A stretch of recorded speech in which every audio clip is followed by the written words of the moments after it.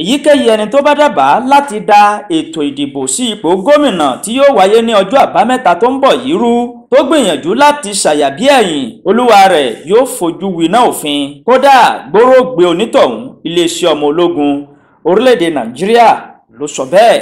ọ̀daràn tó bá fẹ́ da ìbò rú yóò bá wa níbẹ̀.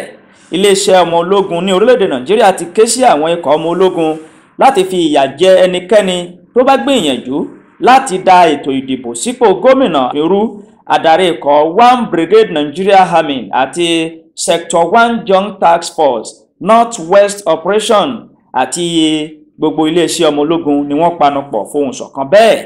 ọ̀gágun S. Ahmad ló sọ̀rọ̀ bẹ́ẹ̀ lásìkò tó ń bá àwọn ikọ̀ ológun sọ̀rọ̀ ní Zamfara. Ahmad ní àwọn ti gbáradì báyìí láti fi ojú àwọn ọ̀daràn rí màbo kí àwọn ó sì fi ojú wọn winá òfin, pàápàá jùlọ àwọn tó bá fẹ́ da ètò ìdìbò sípò gómìnà rú.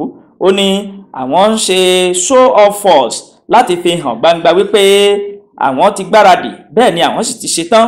ọ̀daràn kọ́daràn tó bá ṣàyà bí ẹ̀yìn, tó bá sorí bí ẹsẹ̀, tó ṣe apá bí itan yóò jẹyàn rẹ̀ níṣu. bákan náà ló ké sí àwọn ẹ̀ṣọ́ aláàbò láti sa ipá wọn láti rí wípé àlàáfíà jọba lásìkò ètò ìdìbò. ó fi kún un wípé àwọn òṣìṣẹ́ elétò ààbò náà yóò ṣiṣẹ́ papọ̀ láti pèsè ààbò tó lọ́rìn fún àwọn aráàlú àti fún gbogbo àwọn agùnbánirọ̀ tí yóò ṣiṣẹ́ àti gbogbo àwọn elétò ètò ìdìbò.